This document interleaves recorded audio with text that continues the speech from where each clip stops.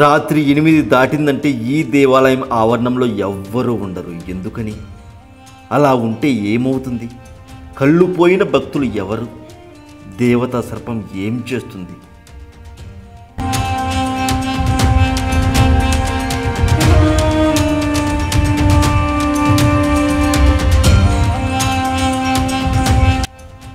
వచ్చేది ఏ కాలమైనా సరే, ప్రపంచం మొత్తం నీళ్లు లేక అల్లల్లాడిపోతున్నా ఇక్కడ ఉన్న బావిలో మాత్రం నిండుగా ఉంటాయి నీళ్లు.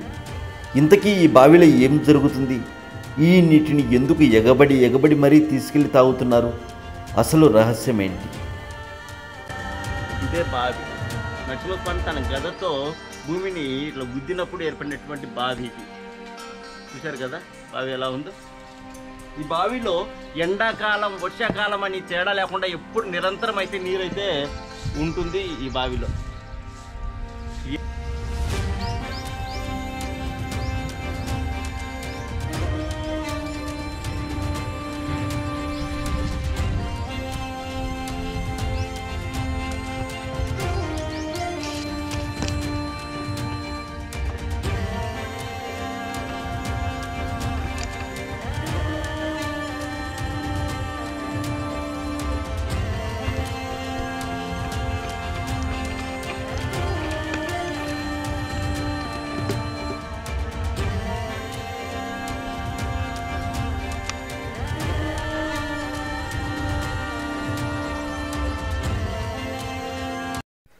వీడియో చూస్తున్న వాళ్ళు సబ్స్క్రైబ్ చేయట్లేదు. దయచేసి సబ్స్క్రైబ్ చేసి ఒక అవకాశం ఇవ్వండి. మంచి మంచి వీడియోస్ అందిస్తాను. అలాగే ఇప్పుడు చండీ హోమం గురించి ఒక వీడియో వస్తుంది, చూడండి. Please request. మీరు ఆల్రెడీ చూసి ఉంటే స్కిప్ చేసి ముందుకు వెళ్ళండి. అలాగే మీరు మీ ఫ్రెండ్స్కు, రిలేటివ్స్కు ఎవరికి కూడా ఈ వీడియోని షేర్ చేసి ఉండకపోతే ఇప్పుడే షేర్ చేయండి ప్లీజ్. వాట్సాప్ స్టేటస్గా కూడా పెట్టుకోండి. అలాగే ఈ వీడియోకి లైక్ కొట్టి ఈ వీడియో కింద చండీ హోమం అని కామెంట్ పెట్టండి ప్లీజ్ దయచేసి. హోమం జరిపిస్తున్నాము. అమ్మవారి కుంకుమ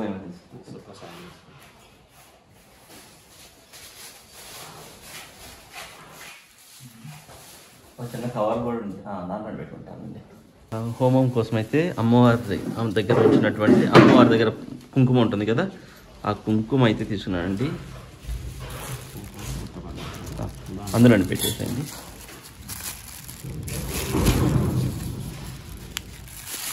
ఇందులోనే ఇంకొకటి. ఈరోజు నేను తిరిగిన దేవాలయాలండి. ప్రతి దేవాలయంలో కుంకుమండి.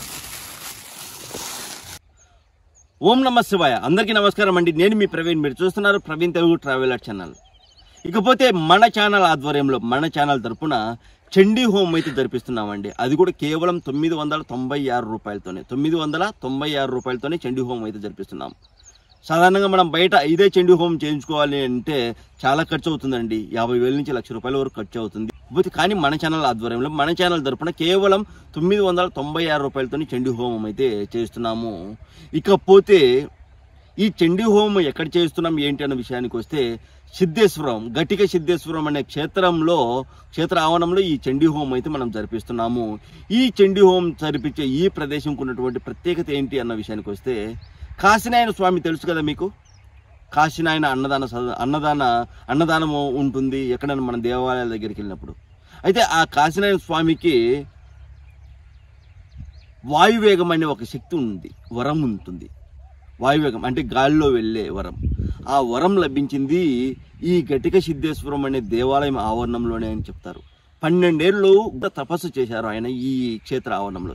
ఇక్కడ ఆయనకు వరం లభించిందండి. ఈ వాయువేగంలో వెళ్ళే వరం అయితే లభించింది. కాశీనారాయణ స్వామి మీకు చాలామంది తెలిసి ఉంటారు. నాకు తెలిసి మీ వీడియో చూస్తున్న వాళ్ళలో పెద్దవాళ్ళందరికీ తెలిసి ఉంటారు. ఒకవేళ మీరు చిన్న వయసు వాళ్ళైతే మీ పెద్దవాళ్ళని అడిగి తెలుసుకోండి. ఆయన ఇక్కడ తపస్సు చేసుకున్నారు ఈ క్షేత్ర ఆవరణంలో. చాలా గొప్ప క్షేత్రం. ఇకపోతే ఇక్కడ మరో అద్భుతం ఏంటంటే, ఎప్పుడు కూడా అంటే వేసవి కాలంలో కూడా ఈ కొండపై నుంచి నీరు అయితే ప్రవహిస్తూ ఉంటాయి. ఆ నీరు ఎక్కడి నుంచి వస్తున్నాయో ఎవ్వరికి తెలియదండి. ఆ నీరు కొండపై నుంచి కిందికి నిరంతరం పడుతూనే ఉంటాయి, జారుతూనే ఉంటాయి, కిందికి వస్తూనే ఉంటాయి. ఇక అంతేకాదు ఈ క్షేత్రం ఆవరణంలో సిద్ధులు, మునులు, యోగులు తపస్సు చేసుకున్నారండి.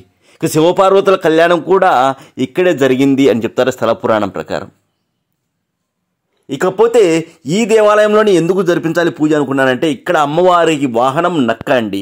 నక్క వాహనం ఉన్నటువంటి అమ్మవారిని మనం చాలా తక్కువగా చూస్తుంటాము. ఈ క్షేత్రంలో అంత అద్భుతమైనటువంటి అమ్మవారు ఉన్నారు. నక్క వాహనం అమ్మవారికి. సాధారణంగా మనం సింహం వాహనం అమ్మవారికి చూస్తుంటాం ఎక్కడైనా, సింహం వాహనంగా అమ్మవారిని. కానీ ఇక్కడ మాత్రం నక్క వాహనంగా ఉంటుంది. అందుకే ఇక్కడ ఇష్ట కామేశ్వరి అమ్మవారండి. కోరిన ప్రతి కోరిక నెరవేరుతుంది ఈ ప్రదేశంలో, ఈ క్షేత్రం ఆవరణంలో.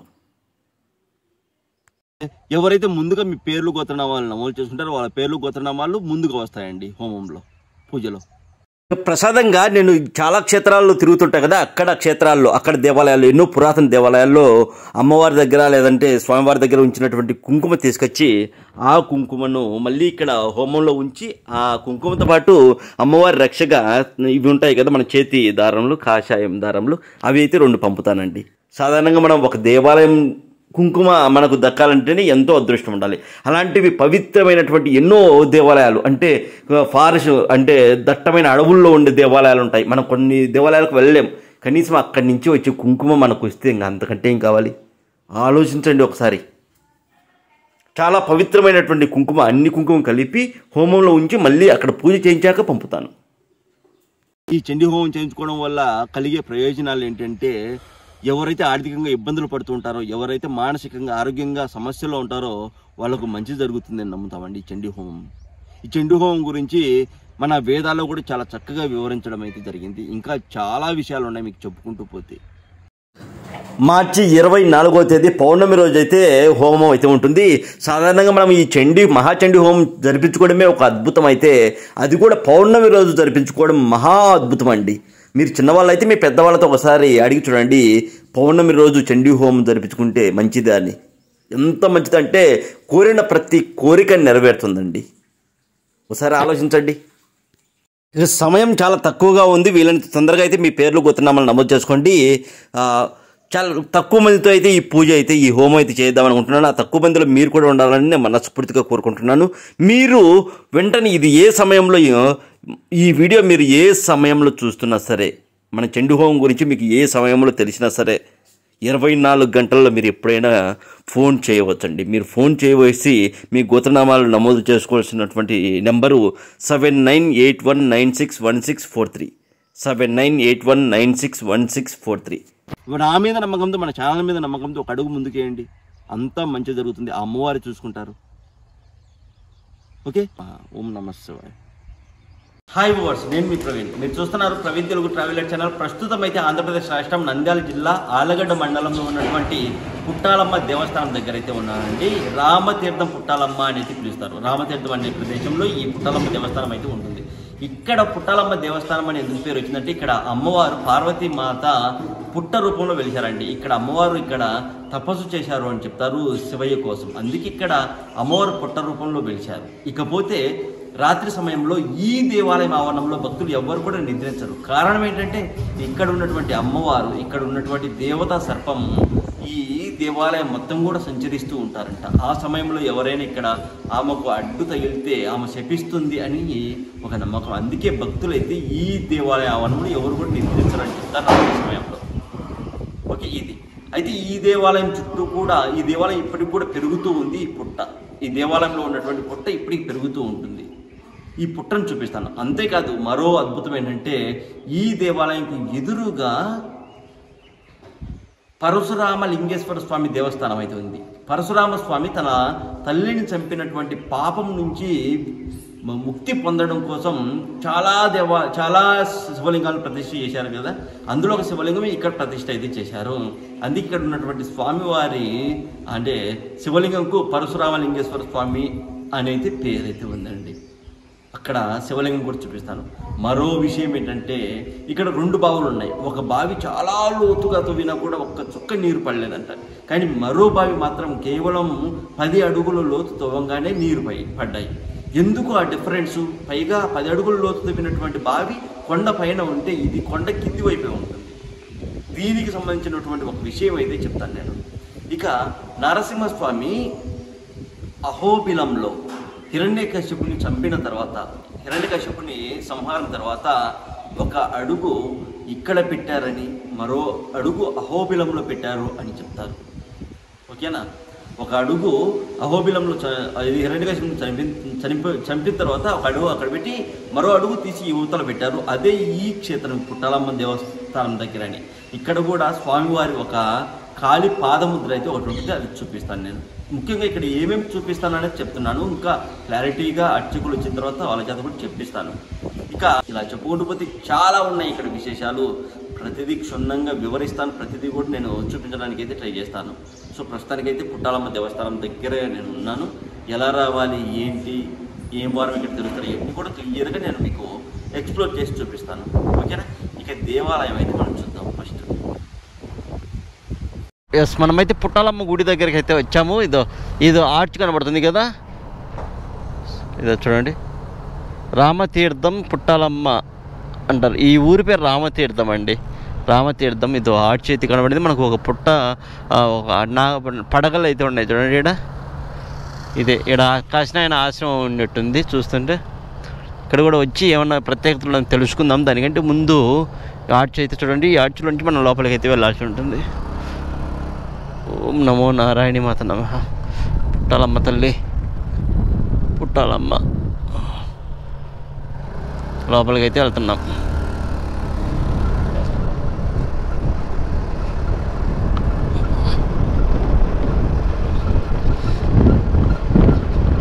పచ్చని చెట్లు అయితే ఉన్నాయి.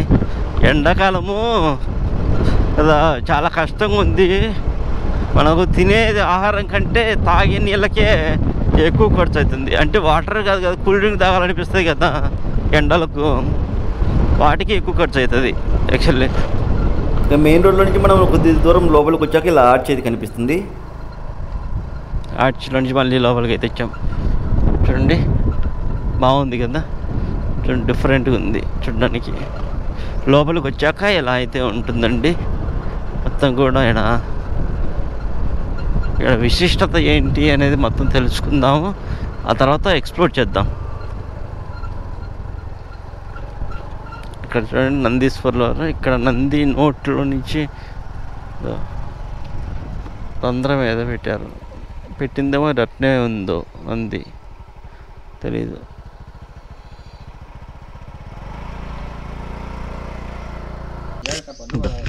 ఇదేనండి పరశురామ లింగేశ్వర స్వామి దేవస్థానం అయితే ఎదురుగా ఉంటుంది. కనిపిస్తుంది కదా, పరశురామ లింగేశ్వర స్వామి దేవస్థానం ఎదురుగా ఉంటుంది. అంతేకాదు ఇక్కడ నందీశ్వర్ల వారు చూడండి.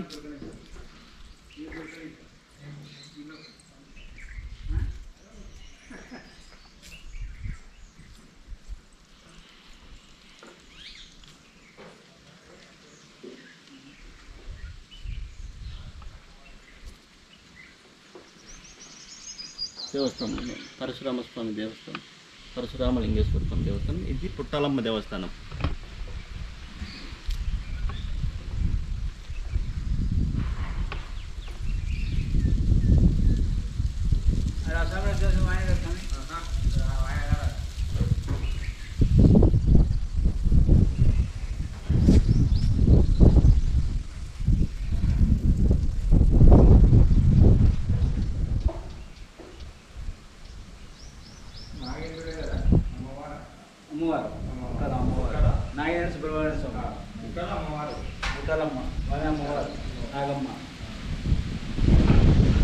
దేవస్థానం చుట్టూ కూడా ఒకసారి మీకు చూపిస్తాను ఎలా ఉంది అనేది. చూడండి ఇక్కడంతా కూడా ఒక పెద్ద చెట్టు అయితే ఉంది. వేప చెట్టు స్వామి, వేప చెట్టు అయితే ఉంది. వేప చెట్టు దగ్గర మనకు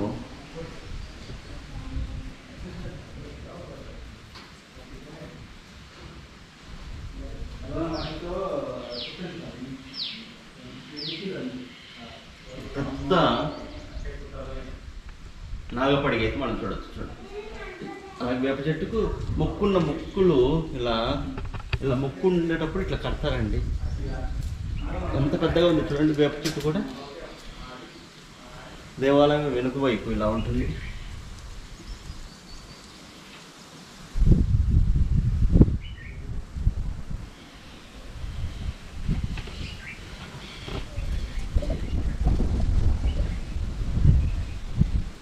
అంతా వేప చెట్లు, ఎంత పెద్దగా ఉన్నాయి చూడండి. వేప చెట్లు కూడా చాలా పెద్దగా ఉన్నాయండి. వేప చెట్లు పెద్ద అంటే చాలా ఏజ్ ఉన్నట్టుగా ఉన్నాయి.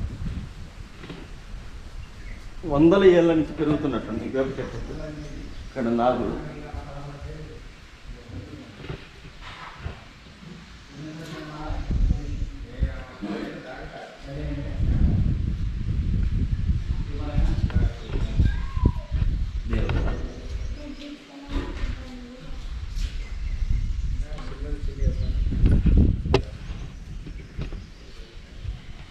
ఈ క్షేత్రంలో ఆదివారం రోజున అద్భుతంగా జరుగుతుంది పూజలు. ఆదివారం రోజున ఎక్కువ మంది భక్తులు అయితే ఈ దేవాలయం దర్శించుకుంటారు, చాలా ఎక్కువ మంది.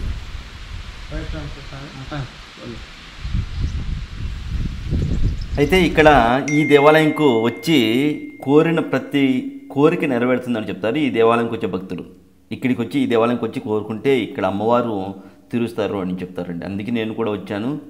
మహాచండీ హోమం జరిపిస్తున్నాం కదా, ఇక్కడి నుంచి కుంకుమ తీసుకెళ్దాము, అలాగే ఇక్కడ స్థల పురాణం, ఇక్కడ దేవాలయం గురించి చెప్దామని అయితే నేను ఇక్కడికైతే వచ్చాను.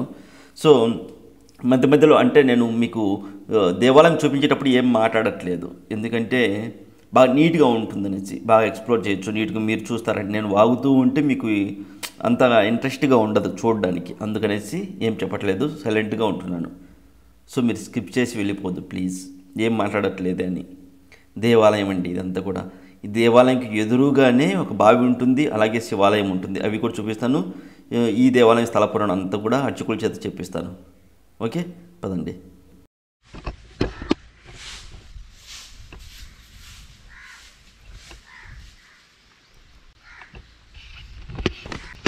అయితే నేను ఇందాక చెప్పాను కదా, నరసింహస్వామి అహోబిలంలో హిరణ్యకశిపుని సంహారం తర్వాత ఒక అడుగు అహోబిలంలో పెడితే మరో అడుగు తీసి రామతీర్థంలో పెట్టారని. అయితే ఇక్కడికి నరసింహస్వామి ఇక్కడికి వచ్చేసరికి ఇక్కడ నీరు లేవండి. నీరు లేనప్పుడు స్వామికి దాహం వేసి ఇక్కడ ఎంత వెతికినా నీరు దొరక్కపోవడంతో ఇక్కడ తన దగ్గర ఉన్నటువంటి గదతో భూమిని ఒక గుద్దినప్పుడు ఒక నీటి కొలంలాగా ఏర్పడింది. ఆ కొలనే ఇప్పుడు ప్రస్తుతానికి ఒక బావిలాగా మారిందని చెప్తారు. ఇదిగో ఇదేనండి ఆ బావి. ఇప్పుడు నా బ్యాక్గ్రౌండ్ ఉంది కదా, అదే బావి. బాగా కాళ్ళు అయితే బాగా కాలుతున్నాయి, ఎండాకాలం కదా. ఇప్పుడే నీళ్లు కూడా తాగాను బావిలో. బావిని నేను మీకు క్లియర్గా చూపిస్తాను, బాగా కాలుతున్నాయి కాళ్ళు. శివాలయంకు వెనుక వైపు అయితే ఈ బావి ఉంటుంది, అలాగే శివాలయం ఎదురుగా అమ్మవారు పుట్ట రూపంలో అయితే వెలిసి ఉంటారు. చూడండి అది అక్కడ. సో బావి దగ్గరికి వెళ్ళి బావిని మీకు క్లియర్గా చూపిస్తాను దగ్గరుండి. ఇదిగో పదండి.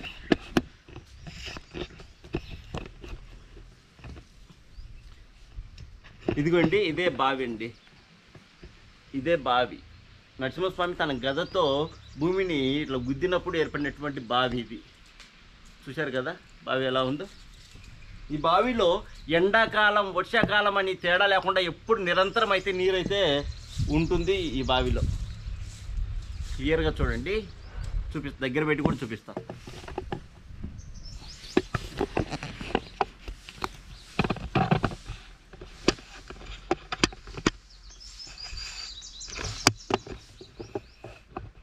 చూడండి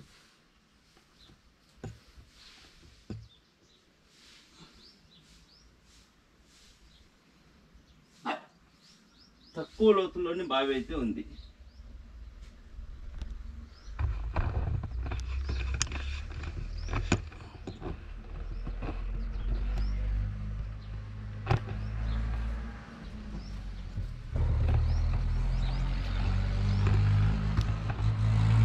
ఇంకో బావి.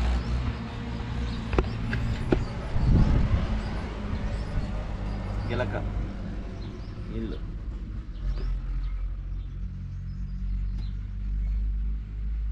మనమైతే శివాలయం వెనుక ఉన్నటువంటి ఇది ఉంది కదా బావి. బావిలో నీరైతే తాగేసి బావిని చూసుకొని మనమైతే ఇక్కడి నుంచి ఇటే నరసింహస్వామి దగ్గరికి అయితే వెళ్తున్నామండి. నరసింహస్వామికి సంబంధించినటువంటి చరిత్ర, ఇక్కడ స్వామివారు ఎలా వెలిశారు, స్వామివారి పాదము, ఇలా చాలా ఉన్నాయి మనము చూడాల్సినటువంటి తెలుసుకోవాల్సినవి. అది చూద్దాం ఇప్పుడు వెళ్ళి. ఓకేనా? ఇదిగో మనమైతే ఇలా అయితే వెళ్తున్నాము. ఇక్కడ స్టెప్స్ అయితే ఎక్కి వెళ్ళాలి. ఎండాకాలం అంతా బాగా కాళ్ళు కాలుతున్నాయి, చెప్పులు కిందనే వదిలేసి వచ్చాము. మనైతే స్టెప్స్ అయితే ఎక్కి వెళ్ళాలి. ఇదిగో ఇట్లా స్టెప్స్ అయితే ఉన్నాయి. ఈ స్టెప్స్ అయితే ఎక్కుతూ అయితే మనం వెళ్ళాల్సి ఉంటుంది.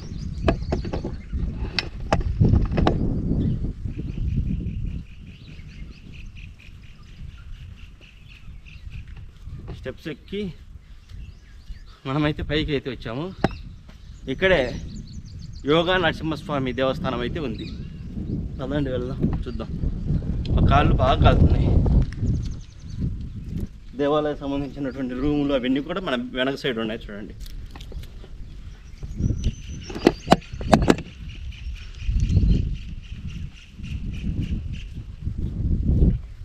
ఇక్కడ స్వామివారి పాదం కూడా ఉంది, పాదముద్ర, అది కూడా చూపిస్తాను.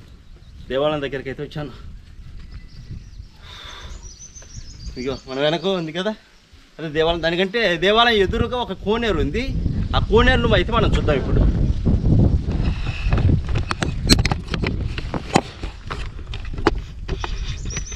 ఇదిగోండి, దేవాలయంకి ఎదురుగా కోనేరు అయితే మనకు కనిపిస్తుంది చూడండి.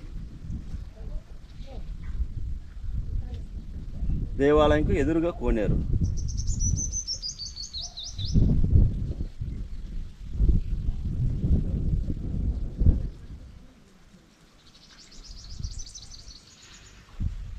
యోగా నరసింహస్వామి దేవస్థానం.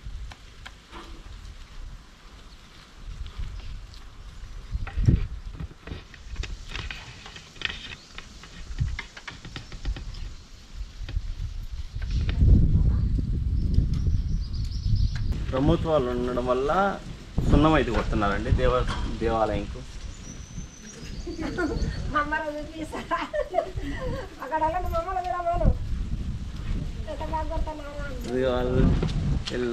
అక్కలు చూడండి సున్నం పోస్తున్నారు. దేవస్థానం పుణ్యములేండి. ఇప్పుడు చెప్పండి బాయ్. హాయ్ చెప్పండి. బాయ్. దేవస్థానానికి కొడుతున్నాం సున్నం. హాయ్.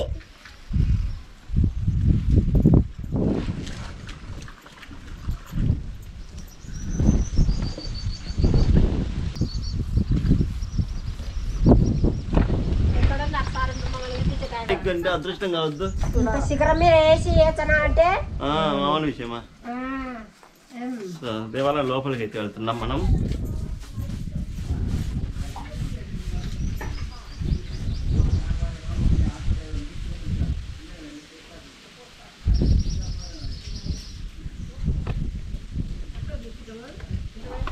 లోపలికి అయితే వచ్చాము.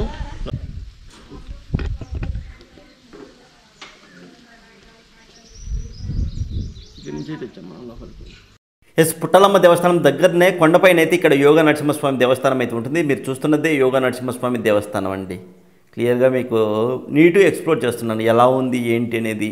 నేను మంచి ఎండల టైంలో అయితే వచ్చానండి. అందుకే బాగా భయంకరమైన ఎండ కెమెరాకు ఎదురుగా పడుతుంది చూడండి, సూర్యుడి కిరణాలు. అందుకే కొంచెం క్లారిటీ మిస్ అవుతూ ఉంటుంది. ఎవరేమనుకోవద్దు, దేవాలయం దర్శనం అయితే చేసుకోండి. అందమైన శిల్పాలతో దేవాలయపు గోపురాలు చాలా అద్భుతంగా ఉంటాయి, చూడొచ్చు. ఇక్కడ అయ్యవారు అటు అమ్మవారు అయితే ఉంటారండి. క్లియర్గా మనం చూడొచ్చు, చాలా చక్కగా అయితే చూడొచ్చు. దేవాలయం వెనుక భాగంలో ఇలా ఉంటుంది చూడండి. లోపలికి వెళ్ళి లోపల ఉన్నటువంటి స్వామివారిని దర్శించుకుందాము. అలాగే పుట్టాలమ్మ తల్లి చరిత్ర అదంతా కూడా తెలుసుకుందాం. ఇప్పటికీ లెంత్ ఎక్కువైంది ఈ వీడియో. చాలామంది అడుగుతుంటారు ఎందుకు లెంత్ ఎక్కువ పెడుతున్నారు అని. మనకు వ్యూస్ రావట్లేదండి. నిజంగా చాలా బాధేస్తుంది తెలుసా, చాలా అంటే చాలా బాధేస్తుంది. వ్యూస్ ఎందుకు రావట్లేదు. మంచి మంచి దేవాలయాలు పెడితే మాత్రం వ్యూస్ రావు, ఏదేదో చిల్లరి వాటికి మాత్రం వ్యూస్ వస్తాయి.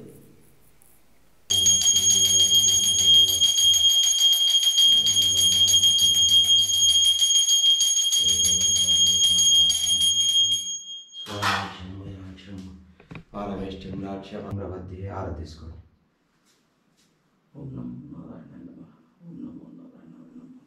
స్వామివారు ఇక్కడ యోగా నరసింహస్వామిగా ఉంటారు. స్వామివారు క్లియర్గా కనబడుతున్నారు మీకు చూడండి. ఇక్కడ కూడా నేను మన చండీ హోమంకు కుంకుమ అయితే తీసుకున్నాను. మళ్ళీ శివాలయం చూద్దాము. లాస్ట్లో పుట్టాలమ్మ తల్లి దేవస్థానం చరిత్ర అంతా తెలుసుకుందాం పదండి. ఇందాక నేను మీకు బావి చూపించాను కదా, బావి పక్కనే ఉన్నటువంటి పరశురామ స్వామి ప్రతిష్ఠ చేసినటువంటి శివలింగం అండి మీరు చూసింది. స్వామి దర్శనం చేసుకోండి. అలాగే నందీశ్వర్ల వారు. పదండి ఇంకా మళ్ళీ వెళ్దాము. ఇక్కడ పుట్టాలమ్మ తల్లి దగ్గరికి వెళ్ళి అక్కడ చరిత్ర, అక్కడ స్థల పురాణం మొత్తం తెలుసుకొని అమ్మవారి పుట్టాలమ్మ తల్లి ఆశీర్వాదం కూడా తీసుకుందాము. పదండి వెళ్దాం, ఇంకా ఇప్పటికీ లేట్ అయింది. ఇక్కడ ఈ క్షేత్రాన్ని రామతీర్థ పుట్టాలమ్మ క్షేత్రం అని చెప్తారు. మొట్టమొదట వచ్చేసి ఇక్కడ అమ్మవారు పార్వతీదేవి శివుణ్ణి ఉద్దేశించి శివుణ్ణి వేడుకొని ఇక్కడ తపస్సు చేసింది. ఆమెకు మొదట పూజలు జరగాలి అని, సంతాన సిద్ధి కొరకు, వివాహం లేని వారికి వివాహ సిద్ధి కొరకు నేను ఈ క్షేత్రంలో క్షేత్రపాలికగా ఉండాలని చెప్పి శివుణ్ణి వేడుకొని తపస్సు ఆచరించడం జరిగింది ఈ ప్రదేశంలో. ఆ తపస్సు ఆచరించిన ప్రదేశంలో వల్మీకం పెరిగిందనమాట. వల్మీకం అంటే పుట్ట. వల్మీకం అంటే పుట్ట అనమాట. అంటే పార్వతీదేవి వల్మీకేశ్వరిగా ఇక్కడ క్షేత్రపాలిక అనమాట. అందుకే ఈ క్షేత్రాన్ని రామతీర్థం అని పరశురామతీర్థం అయినప్పటికీ పుట్టాలమ్మగానే ప్రసిద్ధి పొందింది. ఎందుకంటే పుట్టాలమ్మగా ఈ క్షేత్రం ప్రసిద్ధి పొందింది అనమాట. అమ్మవారి ఇక్కడ వల్మీకం పెరగడంతో వల్మీకేశ్వరి అంటారు. కానీ జనాలు అందరూ పుట్టాలమ్మగానే ఈ అమ్మవారిని కొలుస్తారన్నమాట. సంతానం లేని వారికి, వివాహం లేని వారికి ఈ క్షేత్రాన్ని వచ్చి దర్శించుకున్నట్లయితే, అమ్మవారికి చేసుకున్నట్లయితే వారికి ఖచ్చితంగా సంతాన సిద్ధి అనేది జరుగుతుంది. వివాహం లేని వారికి కూడా, వివాహం జరిగిన వాళ్ళకి కూడా ఇక్కడ మనోభీష్టం అని ఏమైనా కోరికలు ఏమైనా ఉన్నప్పటికీ అవి సిద్ధించని వారికి ఈ క్షేత్రం వచ్చి చేసుకున్నట్లయితే వారికి ఖచ్చితంగా సిద్ధిస్తుంది. స్వయాన భక్తులే చెప్పడం జరుగుతుంది అన్నమాట. అందుకే ఈ క్షేత్రానికి ఎక్కువ రావడం కూడా రానుగా మొదట ఇంత ఉండేది కాదు, తర్వాత జనాలు బాగా రావడం జరుగుతుంది. ఇక్కడ అమ్మవారు సర్పరూపంలో తిరుగుతారు అన్నారు, దేవత సర్పరూపంలో. దాని గురించి కొంచెం. అమ్మవారు ఇక్కడ గుడి క్లోజ్ చేసిన తర్వాత అదే సాయంత్రం ఎన్నింటికి క్లోజ్ చేస్తారు స్వామి? 7:30, 8 ఆ టైం క్లోజ్ చేస్తామన్నమాట. ఆ టైంలో మహామంగళహారతి ఉంటుంది, సాయంత్రం పూజ, ప్రదోషకాల పూజ తర్వాత మంగళహారతి ఉంటుంది, నివేదన. తర్వాత ఇంకా గుడి క్లోజ్ చేసి వెళ్ళిన తర్వాత అమ్మవారు ఇక్కడ మామూలుగా సర్పరూపంలో సంచరిస్తూ ఉంటుంది అన్నమాట ఈ ప్రదేశంలో. అందుకే ఇంకా గుడి క్లోజ్ చేసిన తర్వాత మళ్ళీ వన్స్ క్లోజ్ చేసిన తర్వాత ఆ టైంలో మళ్ళీ ఓపెన్ చేయడం అనేది జరగదు. మార్నింగ్కే ఇంకా ఓపెన్ చేస్తాం అన్నమాట. ఎటువంటి ఎవరు వచ్చినా ఇంకా ఓపెన్ చేయము. ఇంకొకటి ఏంటంటే అమ్మవారు తిరుగుతూ ఉంటుంది కదా, ఆ స్పర్శ తాకి కళ్ళు పోగొట్టుకున్న వారు ఉన్నారని పెద్దలు ఎన్నో ఏళ్ళ నుంచి జరుగుతూ ఉంది. స్పర్శ తాకితేనే కళ్ళు పోగొట్టుకున్నారు. జస్ట్ ఆ స్పర్శ తాకే కళ్ళు కోల్పోయినారంట అని చెప్పి ఎవరు ఇంకా ఆ ప్రయత్నం చేయడం కానీ అట్లా ఏం లేదు. గుడ్డి వల్ల అయిపోయారు ఈ ప్రదేశంలో. ఇంకా పుట్ట పెరుగుతూ ఉంటుంది కదా స్వామి? పుట్ట పెరుగుతూ ఉంటుంది ఇప్పటికీ. గర్భాలయంలో పుట్ట చుట్టూ కూడా గర్భాలయాలు కొన్ని వందల సంవత్సరాల క్రితం ఆధారం అంటూ లేదు ఇక్కడ. ఎప్పటి నుంచి పూజలు, శాసనం అనేది లేదన్నమాట. ఎన్నో ఏళ్ళు అంటే మునులు ఋషులు కాలం, చాలా ఏళ్ళది అనమాట. అదే కరెక్ట్ ఎగ్జాక్ట్ గా మనకు ఒక ఐడియా అంటే. అవును, పుట్ట చాలా పెద్దగా ఉంటుందా? గర్భాలయం వరకు తీయచ్చా ఏమన్నా? ఓం నమః శివాయ.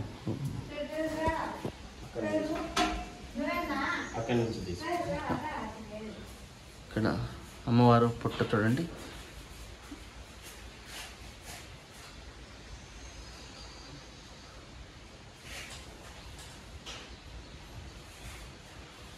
గర్భాలయంలో పుట్ట పైకి ఎంత వరకు ఉందండి?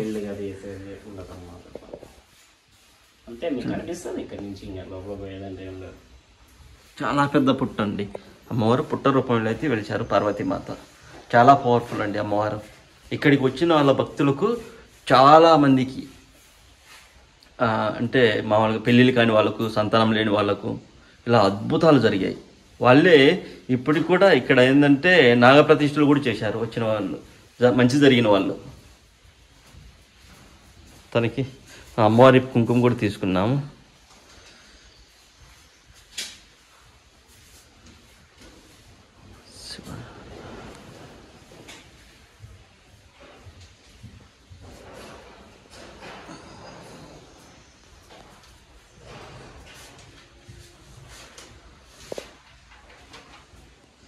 నేనైతే ప్రస్తుతం అయితే ఆంధ్రప్రదేశ్ రాష్ట్రం నంద్యాల జిల్లా ఆలగడ్డ మండలంలో ఉన్నటువంటి పుట్టాలమ్మ తల్లి దేవస్థానంలో అయితే ఉన్నానండి. ఆ సమయంలో పుట్ట చూడండి, మనకు గర్భాలయంలో పుట్ట అయితే చాలా అద్భుతంగా ఉంటుంది అమ్మవారు. అలాగే నేను ఇక్కడ హోమం కోసం కుంకుమ కూడా తీసుకున్నాను అండి అమ్మవారి దగ్గరే.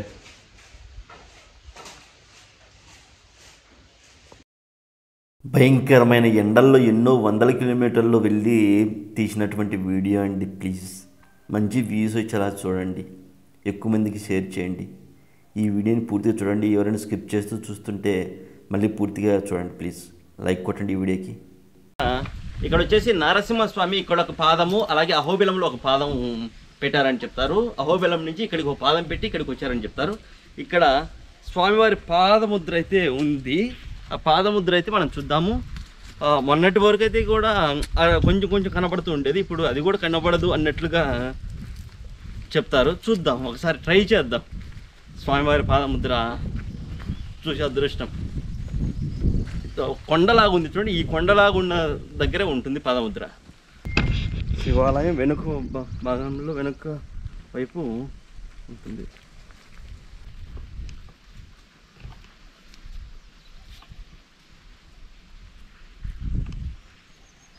ఒక చిన్న రాయి పైన ఉంటుందా, లేకపోతే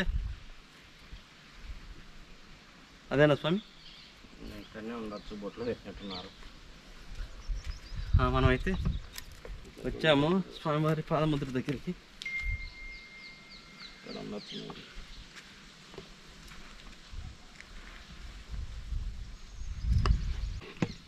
ఇక్కడ బొట్లు పెట్టారు.